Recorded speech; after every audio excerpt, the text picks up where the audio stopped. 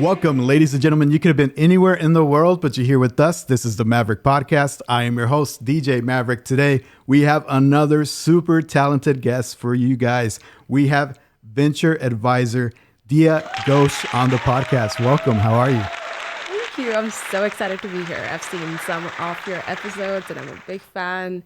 And yeah, thank you. Very cool. I'm super excited. Before we dive in, for the 1% of the people out there that don't know who you are, please introduce yourself. Sure. So my name is Srijita Ghosh. My nickname is Dia, and that's what most of my friends, colleagues, a lot of my family call me.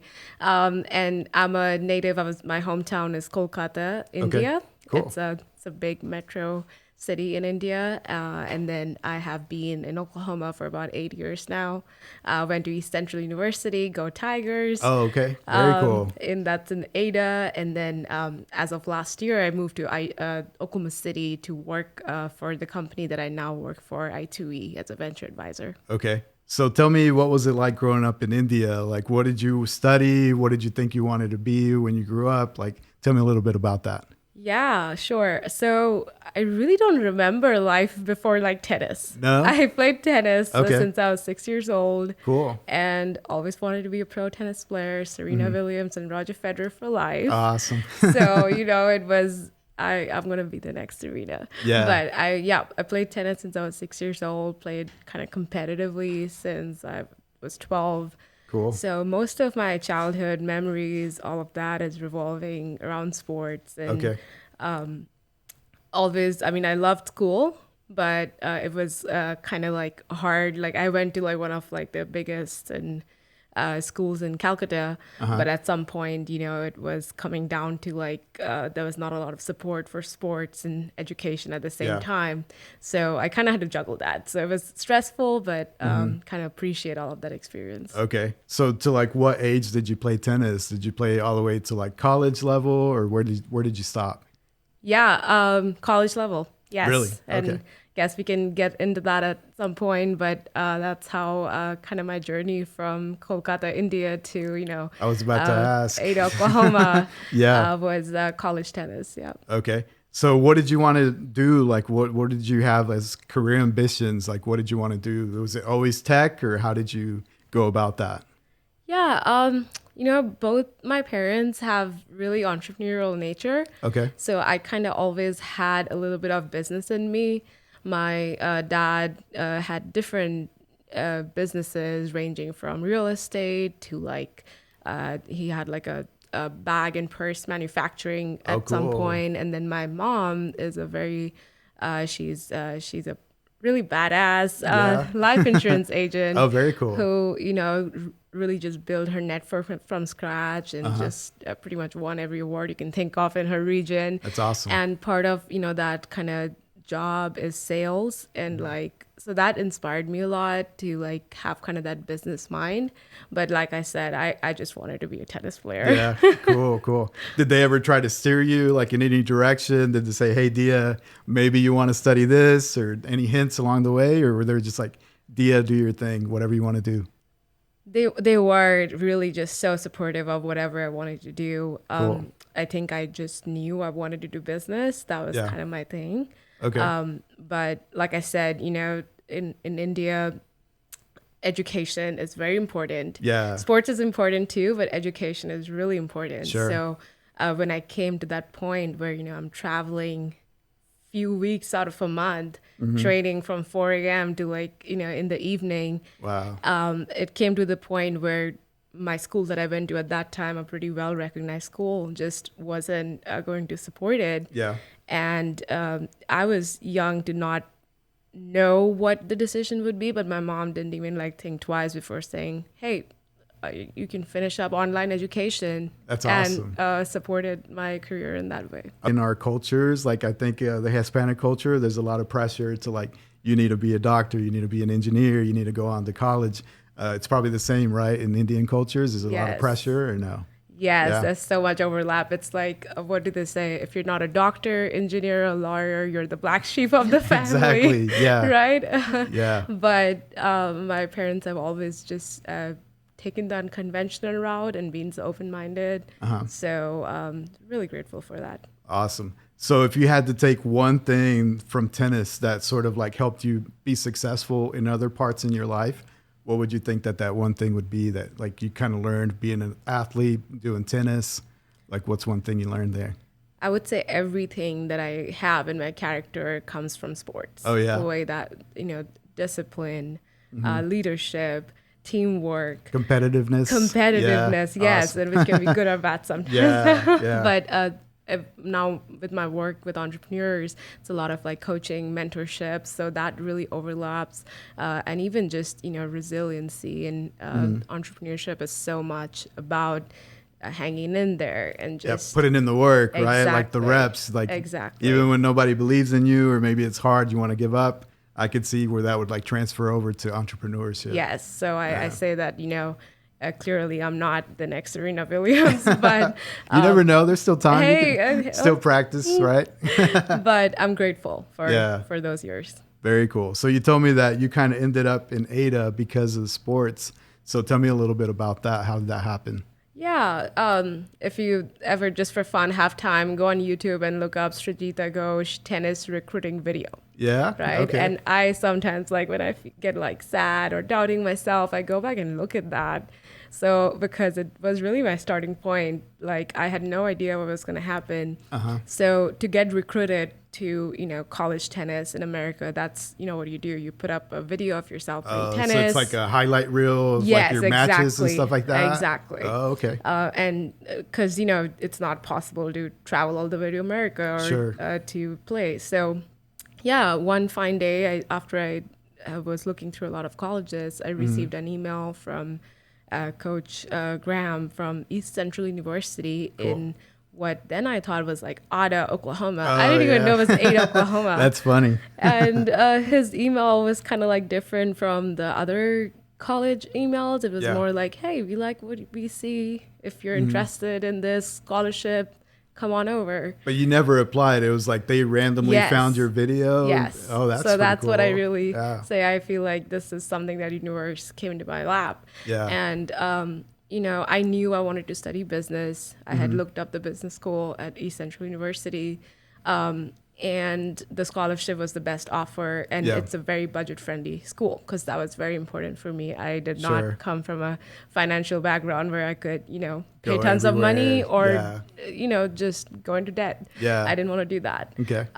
So I said yes, and did you look up the town before you said yes or no? I did, but I was 18 and I had been to Florida before when I was 14 for tennis camp. Florida, Ada, I don't know. I was in Tampa, Florida for 3 months when I was 14, and in my head I was like, well, how different can Ada, Oklahoma be? It's quite the same.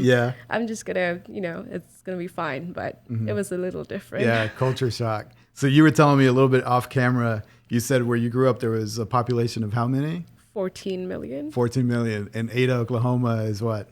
16,000 when school's not. Yeah. Yeah, there's a little bit of a culture shock there, right? Yeah. So tell me, like, you get there to Ada, what were your first thoughts? Did you say, oh my God, like, what am I doing here? Did you have some second guesses? Did you want to go back? Or were you like, okay, this isn't too bad, I can handle this? I mean, I was in. There was no way to back out. But no, I was really scared, honestly. Like, it's not like I had any family or friends or connections anywhere in the U.S. I was the first person. Were your parents cool? Like, were they like, okay, you're going to Ada, sure, good luck, no big deal? They were like, looks like a legit university. You're going to play tennis, study business, do what you want to do. Good luck. Good luck, yes. Okay. But I came during one of the coldest winters in Oklahoma. I had never seen snow before. Yeah. Did you have like coats and I winter did, stuff? Yes, I did, but I could not comprehend that some place could be that cold. Yeah. So it was pretty intense, and then realizing like just the silence of the town. It's calm and peaceful. Now I use those words. At that time I was like, this is tiny. I'm gonna graduate and get out of here. But ended up staying there for many years after graduation. What about food and music and all the things that come along with moving to Ada? What was that like? Yeah, I've traveled a lot since I was young for tennis, all around India. Lived a year in Spain when I was 16. Okay. So I was very like adaptable. So I was very interested in, the food and different culture. Yeah. And then there was a decent amount of international student population Really? at In East Ada? Central. Really? Yeah. Oh, that's pretty cool. So, Okay. and I always kind of made it a point to like not just kind of be in the circle that I'm comfortable. Sure. But and my tennis teammates, they were from Spain, Argentina, Peru, Venezuela. Very So cool. that was Okay. really cool. Cool. Very cool. And you were telling me that the word dia, you kind of sort of got it because of your travels of Spain, right? So tell me a little bit about how dia came about, and you said your sister came up with that maybe, right? Yeah. So in India, it's if anybody's older than you by age, or it's a respect thing. You don't Okay. just call them by their name. Okay. So Didi means older sister. So if you have a professor or something, what would you call your professor? You would always say like either a professor or something, or doctor or something. But never things like first that. name, No, it's- hey, like Bob or something. No? Talk about culture shocks. Yeah. That was one of the things Yeah. when like here, everybody's just, and I'm like, oh my Yeah. gosh, I can't do it. So much disrespect left and right. Exactly. So,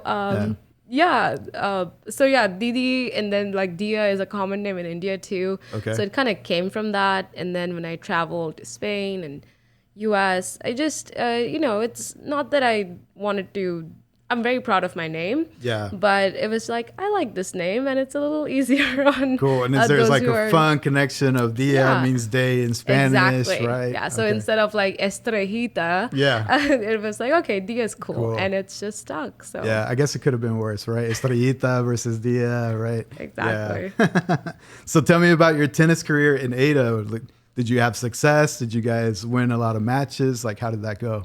Yeah, it was a roller coaster ride because it started off with a bang. Like it was, other than, learning how to practice and play in the cold sometimes, Yeah. I was like doing good. We, in my sophomore year, we won the GAC, the Great American Championship, Oh, nice. which the women's team hadn't won in a long time at ECU. Okay.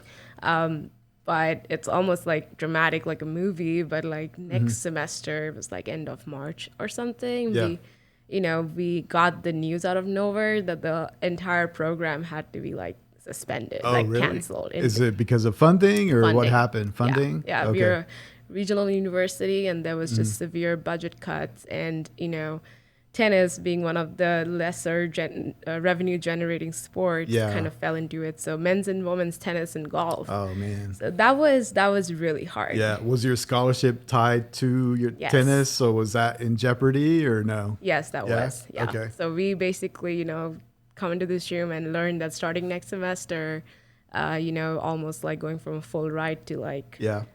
let's figure it out. So that was hard. Oh, wow. So this is like what you're a sophomore or a junior? What are you at the time? I was like a sophomore, about to be Sophomore. junior. I was, yeah. Okay. So I What'd kind you of, do? Like, yeah. you just had to like figure out how to get like resources. Did you start Mm-hmm. working or something to pay for college, or what did you do? Well, being an international student, there's like a lot of limitations around like, I can't just go and work. Yeah. There's like, it has to be visa involved and things Sure. like that. So it wasn't a huge option. So I started applying to other colleges to look for scholarships and things like that. And I did Okay. get a couple of offers, but then, I sat down with my parents and like, we decided that I really liked ECU at that point. Yeah. I had a ton of credits. The relationship with the professors were great. Okay. So they were like, hey, you know what? We got you. Cool. Go Awesome. and finish. So Go like, parents. Yes. Yeah, So shout out to I the parents. busted and worked and finished college in 3 years. So Okay. that Cool. was cool. Did you get to travel to see your family during your college days a lot? Did you travel back and forth, or you didn't get to travel that much? I actually did, and I'm so grateful because that was the last time I've been home. It's Yeah. been 7.5 wow. years. I went my first summer. Yeah. And then just, one thing after the other kept coming. Sure. Because when I was trying to finish college in 3 years, I couldn't like just, go home for summer. I Yeah. was like working on campus and taking classes. Okay. And then after that, with kind of the political atmosphere changes and yeah. then COVID. So Yeah, it's been one hopefully thing soon. over there. Yeah. It seems like it's long overdue. So hopefully, yeah. So what was your major? What did you decide to focus on? Yeah, that moment was really a pivot for me because I studied business management. I knew that's what I wanted to do. Okay. But then I took up an entrepreneurship course, Cool. and as a part of this course, it's tied to kind of like a business plan competition called the Loves Cup, which actually is organized by I2E. So it all kind of comes full circle here. Full circle. Okay. But not being a student athlete is a full-time job. Yeah. So when I had some more time, I was like, okay, let me take this class. Let me participate in this competition. Yeah. And that was kind of the beginning of kind of my startup journey. I came up with Okay. a business idea for a health tech product. Oh, so you had a startup. Yes. Oh, wow. Yeah, Tell me about that. I want to hear about that. Yeah. So, that it kind of got in the back burner after I started my full-time jobs. But then the idea was kind of like how you see like the apps like BetterHelp and things like that these days. This was years back. But it would almost kind of like be like an AirPod goes in your ear. And as soon as it senses like a person going through a panic attack or an anxiety attack, it starts to play therapeutic music to calm the person down. So there's like a monitor built in? Yes. Okay. Or, connects you to a therapist. Kind of that was the goal of the product. What were you monitoring? Like, was it like blood pressure or like heart rate? Like what kind of stuff were you monitoring? Yeah, those kind of things. And then like, I was working on getting advisory board together to get experts who can determine between when are you running and when are you actually having a panic attack and things like that. So that was the goal behind it, kind of inspired from personal as well as people in my close network who I know suffer from, severe kind of anxiety and have had panic attacks. Yeah. Why the health industry? Were you sort of like curious about that industry as well? Or is it just because of your sports background that you decided to do the health industry? Yeah, it was really kind of a mix of personal as well as like people in my network, seeing how just, when you get an anxiety attack, you can't just like pop a pill or just like, you don't have that help. And these kind of apps did not exist back then. Okay. So that was kind of my inspiration behind it. Okay, cool. So did you get to pitch it? Did you like go through some of those entrepreneur programs with your app, or how far did you take it? Yeah, so I competed in the Loves Cup and ended up coming second place in the small business category. Awesome. As well as I won the pitch category, which was it was kind of fun because so what I did is, when you do the elevator pitch, I was up on stage in front of a lot of people. Can you give me the elevator pitch now? Do you remember it? No, I'm going to put you on the spot. But I will tell you, the fun part is I faked a panic attack as a part of my hook. No way. So you were coming on stage and you faked? Yeah, and people would totally fall for it because it is a, platform where people get nervous. And I still remember like the judges who now are some of my bosses actually. They were like about to like freak out but then I was like, hey, I'm fine, but guess what? There's X many amount of people who suffer from this every day. Wow. And that's why you need to stop panic. That's one way to get their attention like that, right? Yeah. So when you pitch, that's kind of like, you have to have a hook. Yeah. That kind of quick thing to get people's attention. Yeah. So I was like, all right, I'm going to fake a panic cool. attack. Why not, right? Yeah. Cool. I like that. So tell me, you graduate school, and then did you do any internships or anything along the way, or was it just purely focused on your app at that time? I actually did an internship, and again, just so grateful for the connections and the way universe kind of put everything together. But from my participation in the Loves Cup and things like that, I caught the eye of Ada Jobs Foundation. Okay. In Ada, it's the official economic development organization for Ada. I see. So for the whole Pontotoc County, actually. Okay. And they never had that internship position before, but the CEO at that time, who's currently the CEO as well, James Eldridge, really noticed and emphasized on the need for kind of intentional entrepreneurship programming in Ada. Yeah. Like it sounds, Ada is a small town, but it's actually a really innovative town with a lot of history of entrepreneurship. Really? So that's kind of how that position came together. And I applied, and as a part of my internship, I helped create like a strategic report to provide recommendations on, hey, how do we intentionally have that startup community? That's like awesome. A lot of the work that your friend Kristen. Yeah, shout out Kristen. Yeah, shout out Kristen, Yeah. always. So yeah, I did a lot of best practice research and Okay. also trying to understand how is building a startup ecosystem different in a rural area versus, metro city. So. Okay. Are there any famous entrepreneurs or startups that came out of Ada that we might be aware of or no? I think so. Yeah. It's called PPLSI now, Legal Shield, Prepaid Legal Shield. Okay. It's a $1 billion company that is cool. now multinational in Canada and other places, Mexico. Okay. And they are actually started in Ada, Oklahoma. That's awesome. Harlan C. Stone Cipher, who is also a big, has a big influence on the business school and started the entrepreneurship department. He came up with that idea when he, kind of got into a car crash and did not have like a affordable means of insurance. So, excuse me, they do legal tech and Legal Shield is started and headquartered in Ada, Oklahoma. Wow, that's pretty cool. Yeah. Shout out to them. Yes. Yeah, always. cool. So that was like your first gig out of college was just working with Ada, trying to bring entrepreneurship opportunities to Ada. And then like what happened after that? Yeah, so that internship evolved into a full-time position. Okay. We were able to get the support of the board as well as the city of Ada that this is important and we need a dedicated person to do this. Cool. So, and then in that role, I worked on starting a few programs in Ada, like a community pitch competition.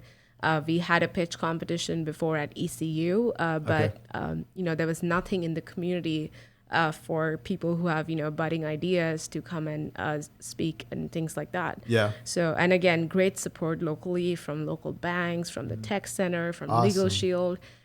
So that came together. I also helped organize like a annual entrepreneurship conference. Okay. Bringing in people not just from Ada but from like region-wise resources. 'Cause Okay.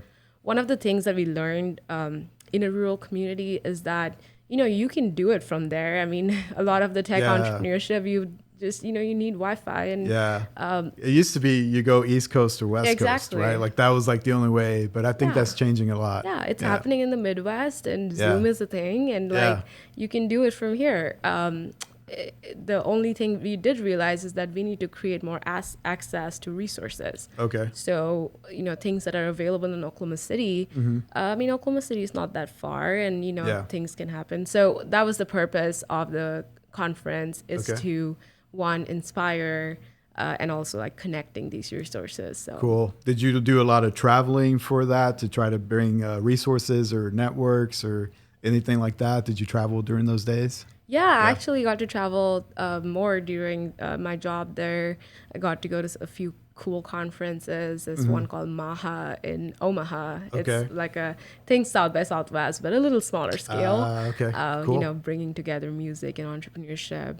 And then I also used to get to go to Oshkosh Where's for that? the aviation show in Wisconsin. Oh, okay. So cool. that was a little different on the other side of economic development where we're trying to talk to companies that perhaps are thinking about relocating to be like, hey, Oklahoma is a great place. Come here. Yeah, I think I read the other day where aerospace is like number 2 only to the energy sector in Oklahoma. So I think there's a big like growing industry. I think a big drone company recently moved to Oklahoma, I believe. So there's a lot of opportunities there too. Yeah. There's a lot going on there. And again, not to keep bragging about Ada, but there's a big like aviation tech ecosystem in Ada. Like we have a great airport that, the city prioritized and put in a lot of money to revitalize it.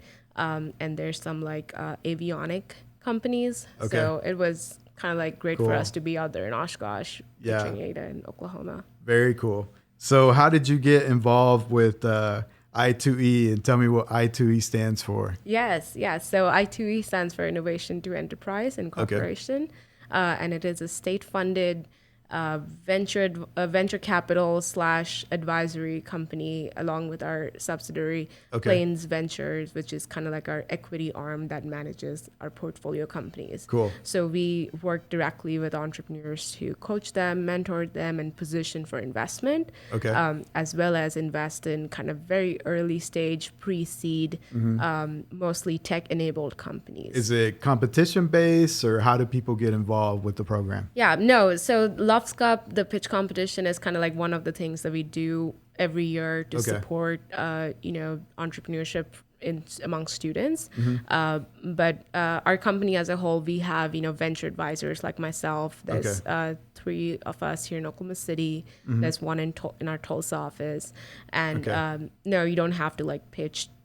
We want to work with everyone we can. And we do have an Oklahoma focus since we Yeah. are majorly state funded. Okay. So that's kind of how we work. Yeah. Cool. So founders that have a startup, do they need to have like already something built out, like proof of concept, or can it just be like, hey, I have this idea, I want to pitch it, sort of thing? Like, how far in their startup life cycle do they need to be part of this? Yeah. So, one of the really cool things about I2E is, and we've been here for the past 25 years, one of really? the first venture capital firms in Oklahoma. Oh, cool. So we have seen that it is important to be able to cater to every stage of that business cycle. So yeah, if you got something back of your napkin and just trying to think, we'll guide you to solidify some of it, Cool. and talk about if this is something feasible, what can we do? Okay. We also have some programs like the E3 program that helps do like customer validation. So a lot of times we see entrepreneurs, create a gadget because it's cool, Yeah. and I have a passion for it, which is great. But there seems to be a market, Exactly, right? Yeah. exactly. So, Yeah. but there has to be paying customers. So that's Sure. one of the early programs that caters to very early stage startups. Okay.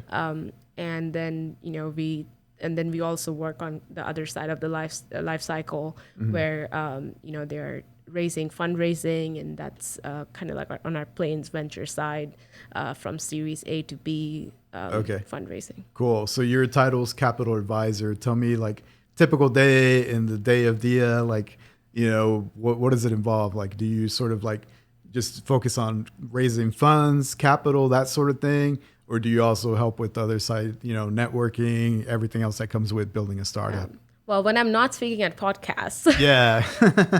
No, that's the fun part about being a venture advisor is no 2 day looks the same. Everything's different. Yeah, because that's awesome. every company is unique. But I am really kind of, our role as venture advisors is the community facing role. Okay. So we are out there in the community recruiting, I don't know if recruiting is the right word, looking for, who we can help. And then we work with these companies from, like you said, from a very early stage to, hey, guidance on your pitch deck. Let's sit down and talk about your market. Let's get on your financials, to getting them to the point where they're investable, and whatever path they choose, whether it's, not everybody goes for equity funding. Sure. So in that case, we help connect to other resources. Okay. So it's a lot of, it's partly a connector kind of role. It's like, hey, I may not know all the answers, but I'll call Kristen, or I'll call someone else and try to get some of the answer. And the other part is really that one-on-one, let's ask these hard questions. Let's get a solid pitch deck. Let's teach you how to pitch and hopefully get some funding. Cool. So are you mainly in office, or typical day you're like traveling, networking, meeting people all throughout the state, or, walk me through that? Yeah, I would say it's 50-50. Like, it's only less than a year since I've been in I2E. So, and the venture capital world, because a lot of my work in ADA was focused a lot more on ecosystem building, which is helping a lot in this role. But I'm learning as I go about venture capital and, the different instruments for fundraising and what are the trends and things like that. Cool. So some of it is honestly researching and learning still, which I think we all kind of have to do in this world. It's changing so fast. Yeah, every day is different. Yeah. New technology, Exactly. like everything, right? It's like Bitcoin. Yeah. Okay, so I just learned about this tech. And then the other part is, being out in the ecosystem. I mean, of course, representing I2E, but really also talking to people where they're at. I mean, whether that's entrepreneurs or other resource providers, and talking about perhaps what are the gaps in the ecosystem that we can play a role. I love kind of like the people aspect of it. And, connecting and things like that. So very cool. So tell me, besides, this podcasting, I'm also in tech and like quote unquote my real job, my day job, right? But one thing that I notice in tech is there's a lack of diversity oftentimes. So I don't know if you've experienced that. If you have, do you think there's something that we can do about it to get more people involved in tech, increase diversity? What are your thoughts around that? Yeah, no, thank you for bringing that up. I think it's incredibly crucial because, yes, I mean, when you look at the Fortune 500 list, like it's still, white and male, and not taking any credit away from people who are doing it. Sure. But there's a need for, just more diversity in that, not just for a social cause, but an economic cause. We are losing out on a lot of great opportunities just because it's not an equal playing field. And I think some of the ways is one of the things I really believe in is representation and leadership. Because, growing up, if I am, for example, when I was at ECU, we would have mentors come in, and I didn't see somebody who looked like me running a tech company, or who's like a venture capitalist. And so how is it possible for me to dream to be there? Sure. So I think that changing that will greatly help, because a lot of times if the problems that minorities may be trying to solve may not be relatable to you if you don't live in that world. So that's also the reason why it's important to look at who is cutting the check, who is funding, because it can be unwelcoming and sometimes hard to pitch to a room full of people where it's not relatable. Yeah. And I always think about, the potential ideas that we're missing out on, right? Because if someone has like a different upbringing, there, diversity brings a lot of cool ideas and thinking outside of the box, right? So I always think about that, like how many people are out there have a cool idea, but they just don't know how to get their idea off the ground, right? Yeah, absolutely. And the other part of that is traditionally kind of in the venture capital world, it's just a norm that, you raise the first round of capital with friends and family. Well, not everybody's friends and family's pocket looks the same. I didn't even have friends and family when I came here. So thinking about kind of some of those systematic things and what can we do to change that, where we're not just expecting that, well, if you can raise, $50,000 from friends and family, you can do a startup. So I think there's a lot of change happening, throughout the United States, but also in Oklahoma. I mean, there's some incredible programs that have opened up in the past few years to specifically address this. So it's pretty cool. Okay, cool. Now I know that, you said that if they had a napkin idea or whatever, they're free to come, but like maybe if someone has an idea, they're listening to the podcast right now, like what would be sort of like your checklist that you would recommend? Hey, do this step 1, step 2, step 3 to get your, idea off the ground. What are some of those key milestones that they should be working on? Yeah,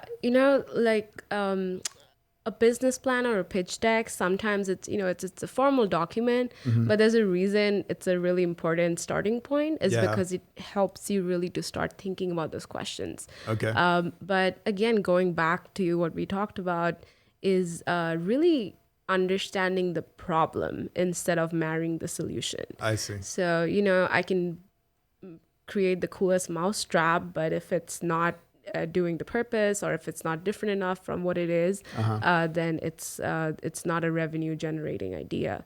So I always encourage to people who are starting to think of an idea is that what is the problem you're solving? Is it an actual problem in the marketplace? And then really pinpointing who is your customer. One thing we hear a lot sometimes, unfortunately, still is that, oh, everyone's my customer. Yeah, Well, not really. everybody. Yeah. Just like for Yeah. your podcast, I mean, I'm sure Right. you have in your mind a kind of like a target audience Yeah. that is for this podcast.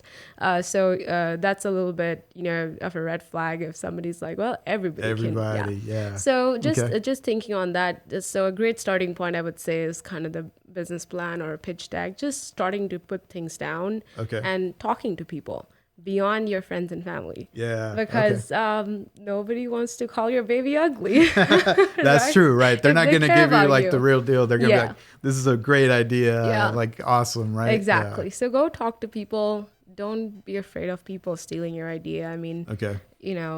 If it's unique enough, which it has to be successful, Yeah. then, nobody can just like steal and run. I mean, if you have something very proprietary, then yes, perhaps, you look into the patent side. But Sure. usually early stage ideas, sometimes entrepreneurs can be a little like, hey, I don't want to tell anyone about it. Right. But, chances of them running with it is less. Yeah. So go talk to people.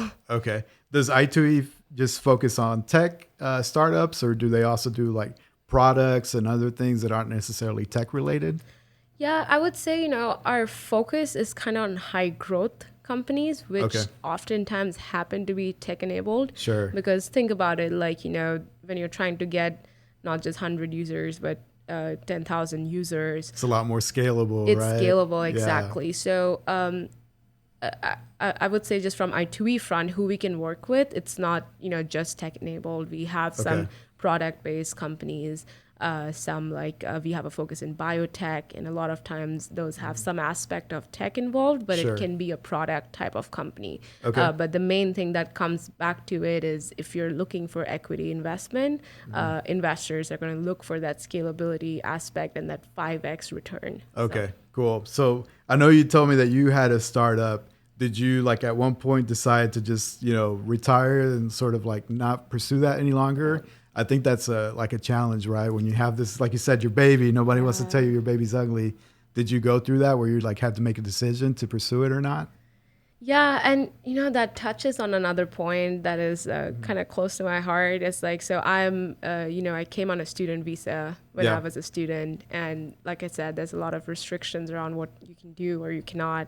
And then I was grateful enough that Ada Jobs took a chance in me, sponsored my work visa. Yeah. So when I came to the options of, hey, do I take up a full-time job and a visa, or like, do I work on my startup? I mean, I couldn't even.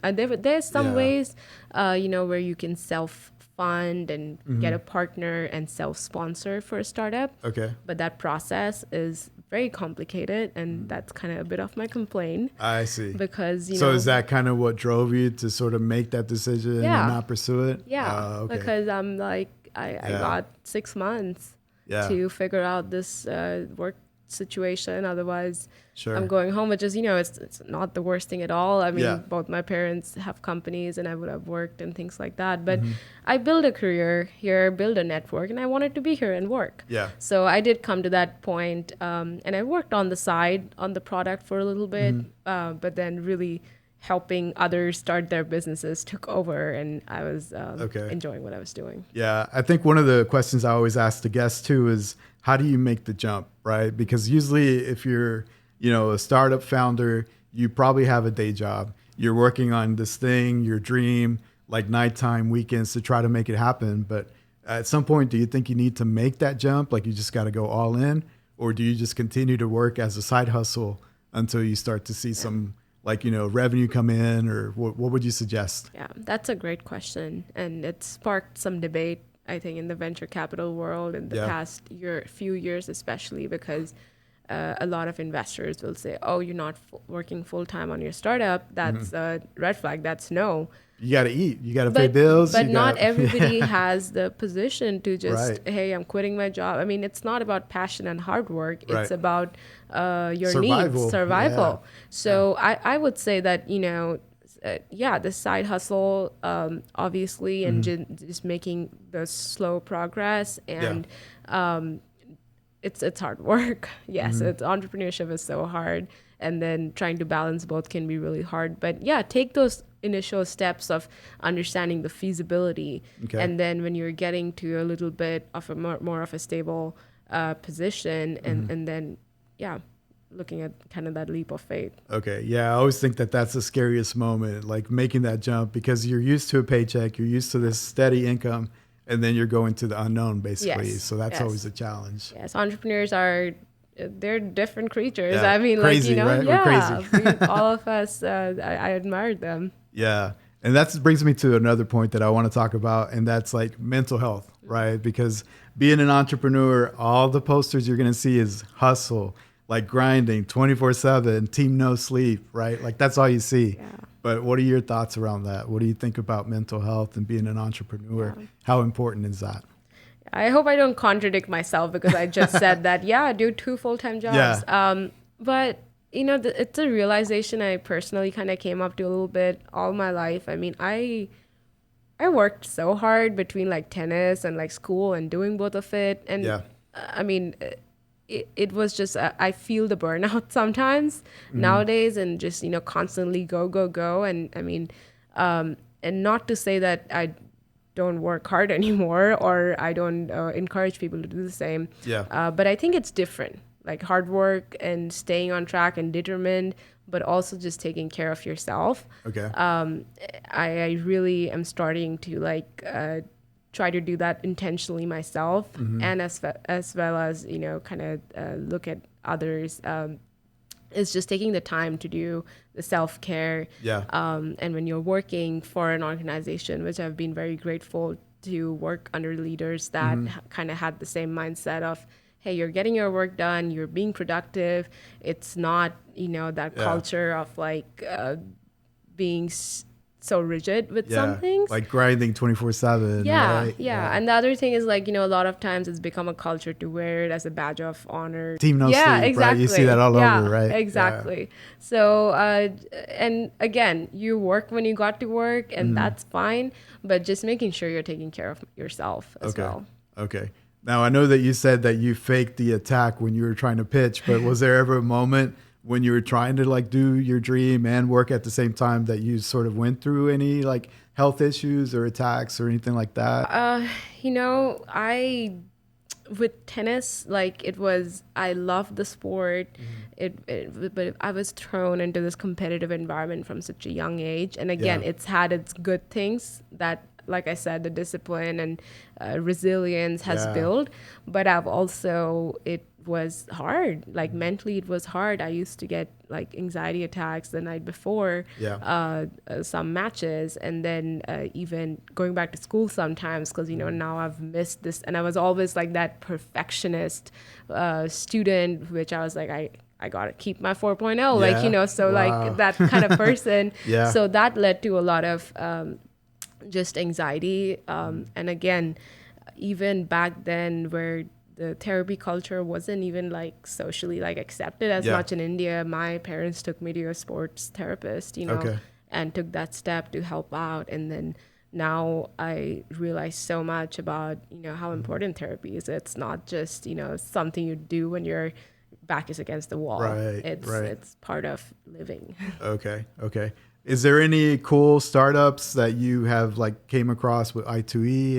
Anything that you could share, like some cool ideas that have come out of that? Like, I know that one of the investments we've had in like Datebox, which is kind of like a subscription-based box for couple date nights. Oh, really? And so okay. I know that is one that we've had an investment in. And then right now we are seeing a lot of really cool like biotech companies. Okay.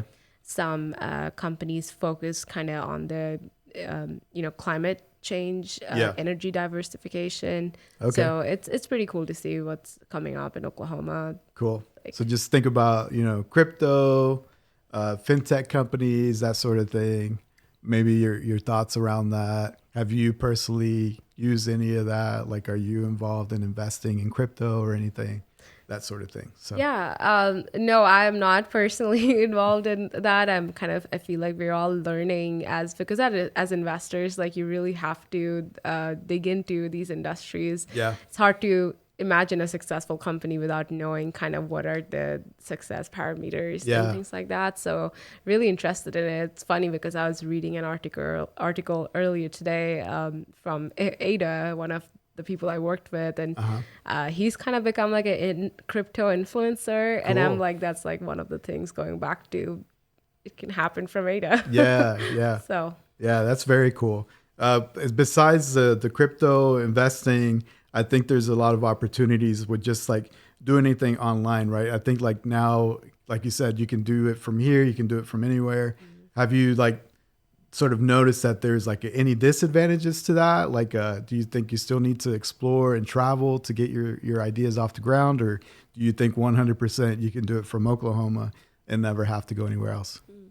I think it's a balance right now between more investors and just other funding opportunities opening up in the Midwest. Yeah. So it's kind of coming to the point where you don't necessarily keep having to go to the Bay Area. And a lot of those programs are also taking interest in the Midwest because there's innovative different ideas and talented founders coming from this area. Yeah. I think Rise of the Rest by Steve Case was something that he started, and he's going around. I think Oklahoma City was picked last year. And because of COVID, it didn't happen. But so those kind of attention is coming here, as well as the connections that are being made.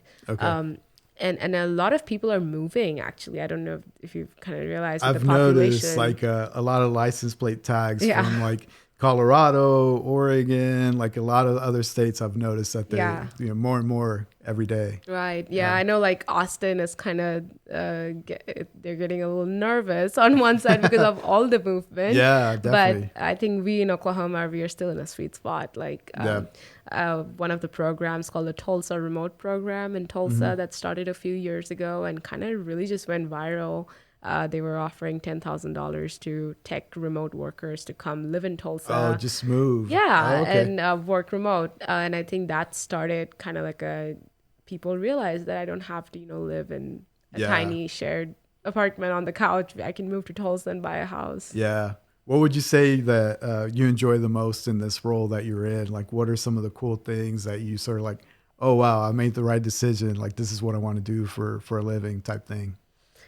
I know it sounds like so grandeur, but like just making a difference. I mean, when people start a business, there's so much dreams involved and there's so much passion and hard work and finances.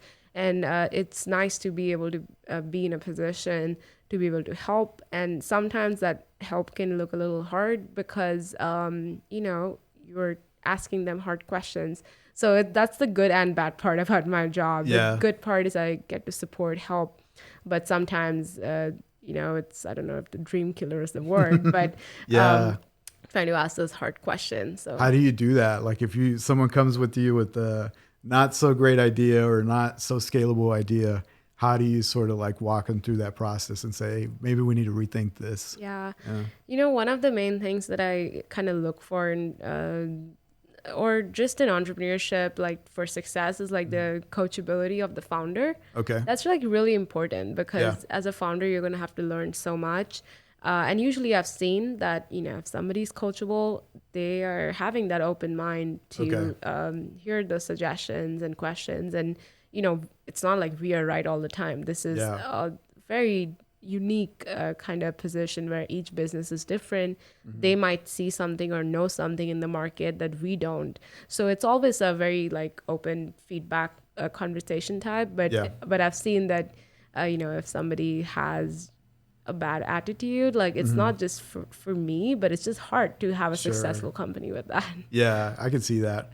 How do you stay on top of tech and all the changing things in the industry? Because I think that you sort of have to know, at least at a high level, like pretty much what's going on in different industries, right? So what do you do to like sort of stay in tune with everything that's going on? Yeah, obviously just Twitter's a good one and staying on top of just new articles and trends. But at some point, every business kind of has those similar core things. Yeah. Because it's we are sector agnostic as a company, so it's not that we have a specific focus in like it has to be fintech or health tech. We're open. We do have a focus kind of in biotech because of Oklahoma's ecosystem.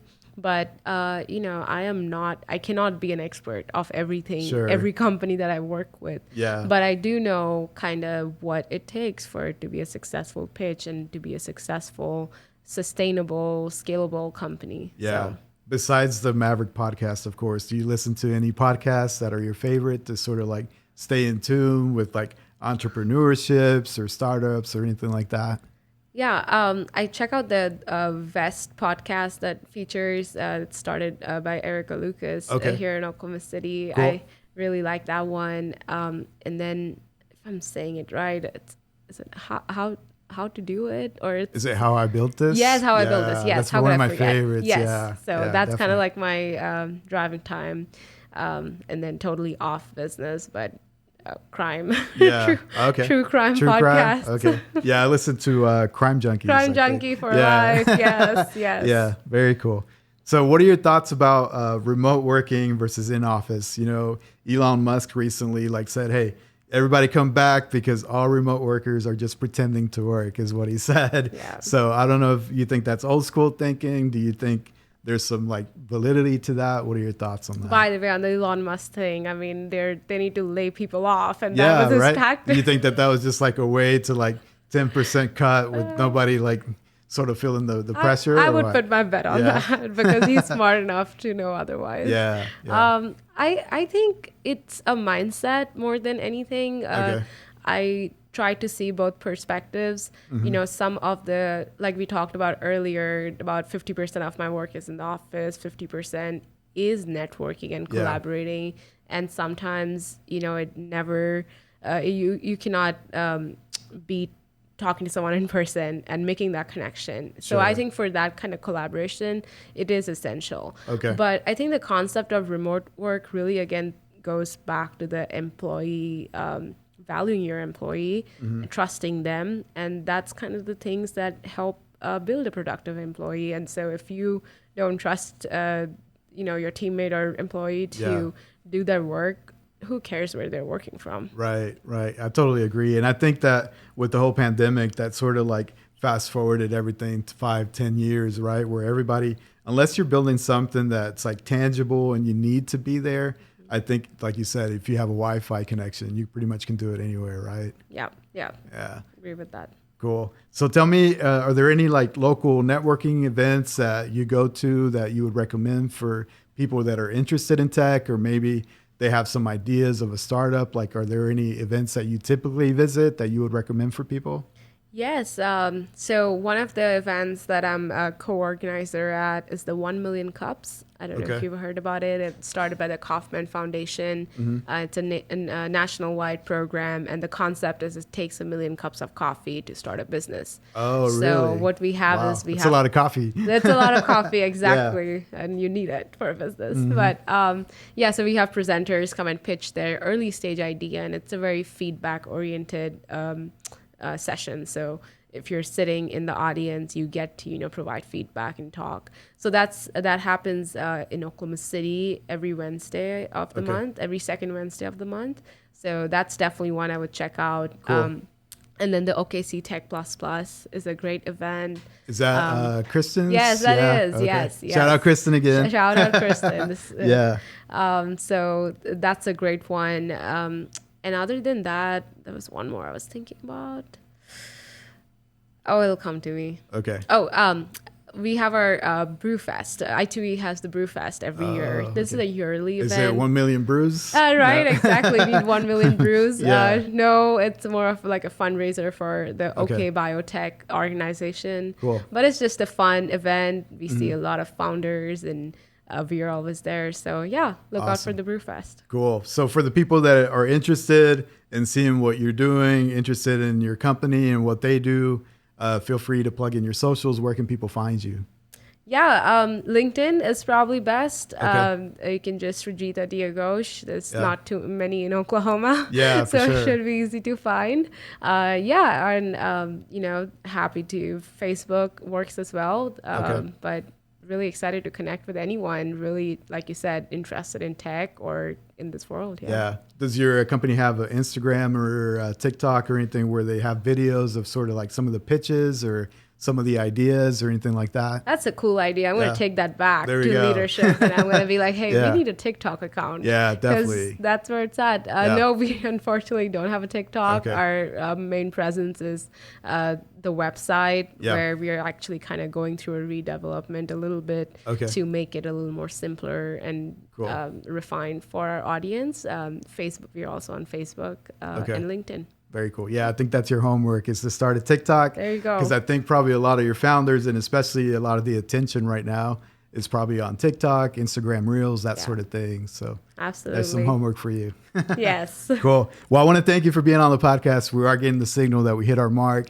It seems like we just started, but we'll definitely have to have you back. Anytime that you have some cool, things that you want to share, some cool events, some cool startups, perhaps, feel free to come back on the podcast. We'd love to have you. Thank you. Thank you. Honored to be here. Very cool. Before we wrap up, anything else that you would like to plug in? Any upcoming events or anything like that? No, not, but what we talked about, but I'll just, tell everyone to just always keep an eye out for networking opportunities. And I feel like just the small lessons that I've learned from my life is you just never know who you talk to is going to, come in play at some point in your life. So I don't know, be nice, be kind, and go talk to people. Cool. Awesome. That's a great note to end on. So thank you once again for being on the podcast. Ladies and gentlemen, the super talented Srijita Ghosh on the Maverick podcast. In the dream we trust.